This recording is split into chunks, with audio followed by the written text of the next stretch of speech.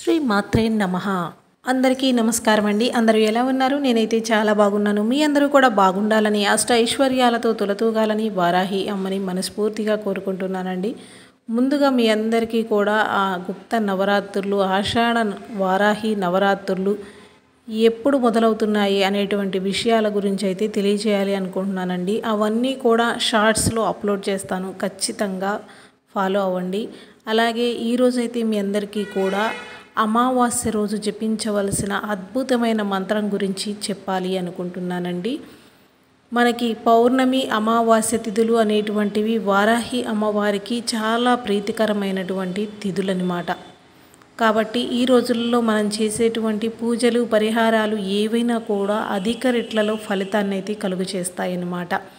అందుకని మీకు ప్రత్యేకంగా రేపు 25వ తారీఖున బుధవారం రోజు మనకి అమావాస్య తిథి అనేది రాబోతూ ఉంది. ఆ రోజున మీరు జపించవలసినటువంటి మంత్రము, ఏ సమయంలో జపించాలి, ఎన్నిసార్లు జపించాలి అనేటువంటి పూర్తి విషయాలను మీకు ఇక్కడ వీడియోలో క్లియర్గా తెలియజేస్తాను. వీడియో అయితే ఎక్కడ స్కిప్ చేయకుండా చూడండి. కటిక దరిద్రుడిని కూడా కోటీశ్వరుడుగా మార్చినటువంటి అద్భుతమైనటువంటి స్టోరీ లాగా ఉంటుంది. ఎందుకంటే ఇది నేను చూసినటువంటి ఒక మిరాకిల్ అన్నమాట. ఆ తినటానికి కూడా తిండి లేని పరిస్థితుల్లో ఉన్నప్పుడు ఒక లాటరీ ద్వారా వాళ్ళకి ఊహించని అద్భుతమైన యోగం అనేది కలిగిందండి.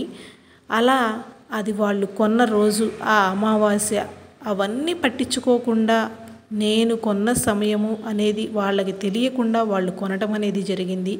ఆ లాటరీ వాళ్ళని కోటీశ్వరునిగా మార్చిందనమాట.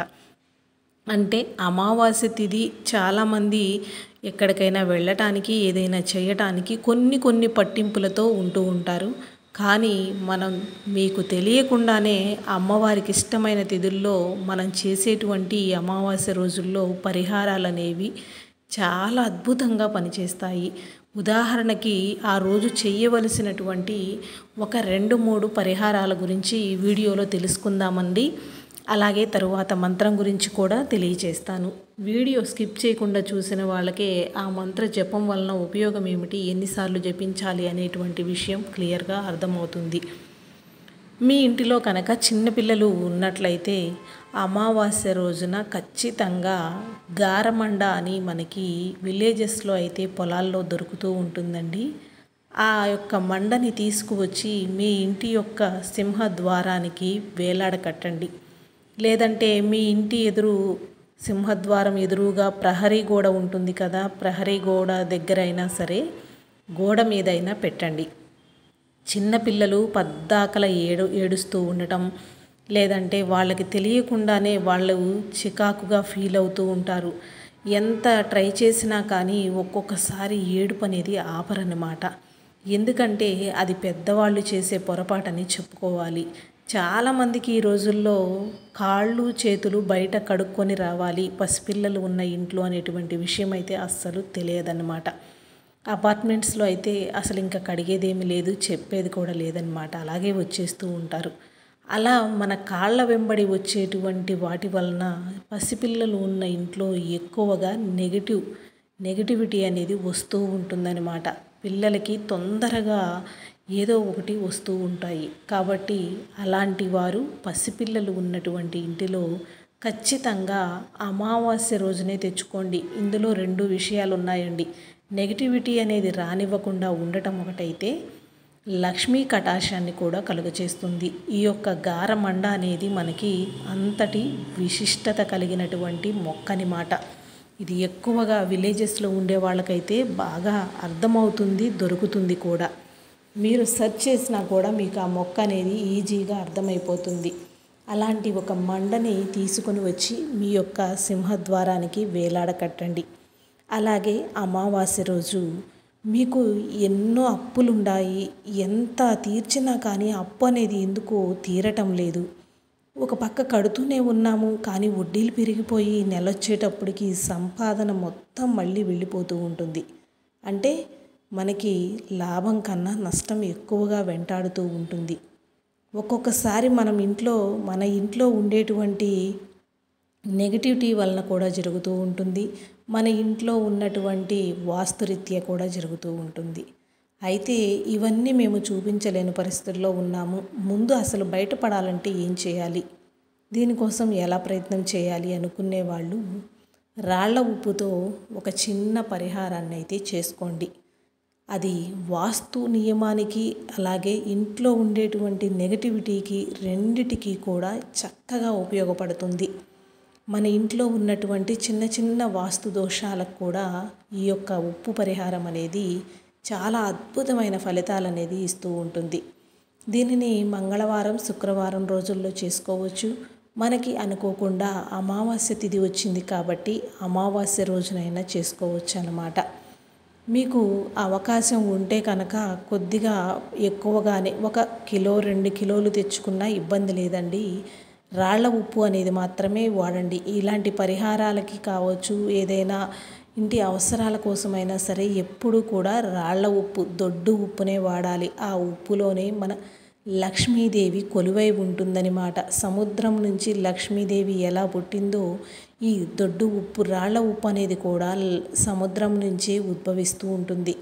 కాబట్టి ఖచ్చితంగా మీకు సిరి సంపదలు కలగాలి అన్నా, లక్ష్మీ కటాక్షం సిద్ధించాలి అన్నా కూడా ఎప్పుడూ కూడా ఇంట్లోనే రాళ్ల ఉప్పు అనేది వాడండి. అలాగే ఉప్పు అనేది ఇంట్లో నిండుకోకుండా చూసుకోవాలన్నమాట. అంటే ఒక ప్యాకెట్ అయిపోయేలోపు మరొక ప్యాకెట్ ఎప్పుడూ కూడా ఇంట్లో అందుబాటులో రెడీగా ఉంచుకోవాలి. ఉప్పు అయిపోవటము అంటే కనుక మన ఇంట్లో లక్ష్మీదేవి స్థిర నివాసం లేనట్టేనమాట. కాబట్టి ఉప్పు అనేది ఎప్పుడూ నిల్వ ఎక్కువగా ఉంచుకోండి. మీ ఇంటి సిరి సంపదలకు, ధనధాన్యాలకు లోటు లేకుండా ఉంటుంది.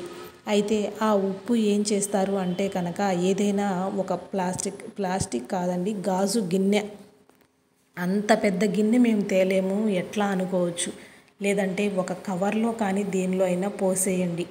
అయితే ఆ కవర్లో పోసిన తర్వాత దాన్ని ముడివేయకుండా మీ ఇంటి యొక్క నైరుతి మూలన తీసుకువెళ్ళి ఆ కవర్ని అలాగే ఉంచండి. శాంతం నైరుతి మూల గోడకి ఆనినా పర్వాలేదనమాట. అక్కడ ఉంచండి. ఎక్కువగా ఇళ్లలో ఆ మూలన బీరువా అనేది పెడుతూ ఉంటాం అందరం. బీరువా పక్కగా అయినా సరే నైరుతి మూలన చివరగా పెట్టండి. మీరు ఆ ఉప్పు అనేది కవర్లో వేసిన తరువాత చిటికెడు పసుపు, చిటికెడు కుంకుమ వేసి కవర్ని మూటలాగా కట్టకుండా చక్కగా ఓపెన్ చేసి ఉంచాలన్నమాట. మన ఇంట్లో ఉండేటువంటి నెగటివిటీని, మన ఇంట్లో ఉండేటువంటి నకారాత్మక శక్తి మొత్తాన్ని కూడా ఆ ఉప్పు అనేటువంటిది లాగేసుకుంటూ ఉంటుందన్నమాట. కాబట్టి ఇలాంటి పరిహారాన్ని మీరు అమావాస్య రోజు కనుక చేశారు అంటే ఖచ్చితంగా మీ ఇంట్లో సిరి సంపదలకి, ధనధాన్యాలకి లోటు లేకుండా సమృద్ధిగా ఉంటూ ఉంటాయన్నమాట. అప్పుల బాధలు అనేవి తొలగిపోయి అంతులేని ఐశ్వర్యం అనేది మీ ఇంట్లోనికి రాకోరుతూ ఉంటుంది. కాబట్టి అమావాస్య రోజు రాళ్ల ఉప్పుతో ఇలాంటి పరిహారాన్ని అయితే ఖచ్చితంగా చేయండి. మీ ఇంటిల్లపాదికి కూడా అందరికీ ఆరోగ్యం, ఐశ్వర్యం అన్నీ కలుగుతాయన్నమాట. ఇది రాళ్ల ఉప్పుకున్నటువంటి శక్తి ఎన్నో శాస్త్రాల్లో కూడా మనకి చెప్పబడి ఉంది. ఎంతోమంది పండితులు కూడా చెబుతూ ఉన్నారు. చిన్నపిల్లలకి ఏదైనా ఆరోగ్యం బాగలేకపోయినా, ఏడిపిస్తూ ఉన్నా కూడా తక్కువని మనము ముందుగా రాళ్ల ఉప్పు అనేది తీసుకొని పిల్లలకి దిష్టి అనేది తీస్తూ ఉంటాము. అలా పిల్లలకి ఎలా అయితే దిష్టి తీస్తామో, ఎలా దిష్టి అనేది పోతుందని భావిస్తూ ఉంటామో, మన ఇంట్లో కూడా ఇలాగే రాళ్ల ఉప్పుని వేసి నైరుతి మూల కనుక పెట్టినట్లయితే మన ఇంటికి ఉన్నటువంటి దిష్టి దోషాలు తొలగిపోతాయి. మన ఇంట్లో ఉండేటువంటి చెడు, నకారాత్మక శక్తి, నెగిటివిటీ మొత్తం కూడా ఉప్పు అనేది లాగేసుకుంటుందన్నమాట. దానిని మీరు కనీసమైన ఒక 10-15 రోజుల వరకు అలాగే వదిలేయండి. దాని జోలికి మీరు మళ్ళీ వెళ్ళవలసిన అవసరం అయితే లేదన్నమాట. ఇంకా ఇంట్లో మాకు పీరియడ్ టైం వచ్చి అట్లా తాకుతూ ఉన్నాము, లేదా ఏదైనా ఎక్కువ రోజులు ఒక 20 డేస్ అవుతుంది, ఇట్లా అనుకున్నప్పుడు ఏం చేస్తారంటే ఆ ఉప్పును తీసుకొని వెళ్ళే పారే నీళ్ళల్లో కానీ ఎక్కడైనా పడపోసేయండి. తరువాత మళ్ళీ యథావిధిగా మరొక రోజున సేమ్ అలాగే మీరు ఆ ఉప్పు అనేది పెట్టుకోవచ్చు అన్నమాట. ఇది మీ ఇంట్లో ఉండేటువంటి ఏదైనా చిన్న వాస్తు దోషాలకైతే కూడా ఖచ్చితంగా పనిచేస్తుంది. మీరు ఎవరిని అడిగినా కూడా ఇది 100% నిజమన్నమాట. ఇప్పుడైతే మీకు ఈ విషయం అర్థమైంది అనుకుంటున్నాను. అలాగే మనం అసలు చెప్పుకోవాల్సినది ఏమిటంటే కనుక కటిక దరిద్రుడిని కోటీశ్వరుగా మార్చిన వైనం. ఆ వ్యక్తికి తెలియకపోయినా కూడా ఆ రోజున ఒక్క జాక్పాట్ లాగా తగిలిందని చెప్పుకోవాలన్నమాట. అది అతని అదృష్టం అనే భావించాలి. ఆ లాటరీ టికెట్ అతని జీవితాన్ని మలుపు తిప్పేసింది. అది అమావాస్య పౌర్ణమి అనే ఆలోచన లేదు. కొన్నాము, చక్కగా వినియోగించుకోవాలి, ఆ అదృష్టం అనేది మాకు కలిసి రావాలి దేవుడా అని వేడుకుంటూ ఉన్నాడు. ఆ అమావాస్య రోజు కొన్నా కూడా చీకటినంతా తరిమేలాగా తరువాత తనకి ఆ లాటరీలో ₹1,00,00,000 అనేది తగలటం జరిగింది. తన జీవితాన్ని మార్చేసింది. ఏదైనా మనం పూర్తి నమ్మకంతో విశ్వాసంతో కనుక ముందడుగు వేసినట్లయితే ఖచ్చితంగా మన జీవితంలో కూడా అంతే అదృష్టం అనేది కలిసి వస్తుందన్నమాట. ఇప్పుడు మీ అందరూ కూడా ఈ వారాహి అమ్మవారి యొక్క మంత్రాన్ని అమావాస్య రోజున ఖచ్చితంగా జపించండి. మీ జీవితంలో ఉండే చీకటిని పారదోలండి. ఆ తల్లి వెలుగులు నింపేందుకు మీ ఇంటి గుమ్మం ఎదుట నిలబడి ఉంటుందన్నమాట.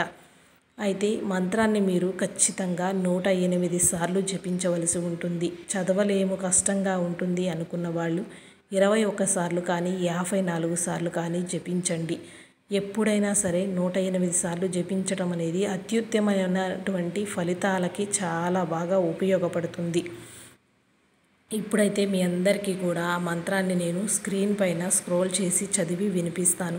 తప్పులు అనేది పోకుండా మీరు కూడా ఖచ్చితంగా జపించండి. ఎవరికైనా చదవటానికి కష్టంగా ఉంది, నోరు పలకటం లేదమ్మా అనుకున్న వాళ్ళు ఒక బుక్లో పేపర్ పైన 108 సార్లు రాయండి. మీరు రాయవలసిన సమయం వచ్చేసి రాత్రి వేళ, అంటే ఇంకా ఆహారం తినేసి భుజించి పడుకోబోతూ ఉన్నాము అనుకున్నప్పుడు 10 గంటలు దాటిన తరువాత అయినా సరే రాయండి. అట్లా రాయటం వలన అద్భుతమైన ఫలితాలు వస్తాయి. చాలామంది అమావాస్య అంటే ఎక్కువగా రాత్రి వేళనే లక్ష్మీ పూజ అనేది చేసుకుంటూ ఉంటాము. అలా అమ్మవారి పూజ చేసుకున్న తరువాత అయినా సరే అక్కడే మందిరంలో కూర్చొని అమ్మ ఈ మంత్రాన్ని మీరు రాసి చూడండి. ఇంకొక విషయం ఏమిటంటే కనుక ఉదయం పూట రాయాలి అనుకుంటే బ్రహ్మముహూర్త సమయంలో రాయటానికి ప్రయత్నం చేయండి. ఎప్పుడు కూడా వారాహి అమ్మవారు రాత్రి వేళలనే పూజలు అనేది అందుకుంటూ ఉంటారనమాట. అందుకే తెల్లవారక ముందే చీకటితోనే మనం చేసే పరిహారాలు, పూజలు అనేవి ఆ తల్లికి చెందవలసి ఉంటుంది. కాబట్టి ఈ సమయాలలో చేయండి అని మీకు ప్రత్యేకంగా వీడియోల్లో చెప్పటం అనేది జరుగుతూ ఉంటుంది.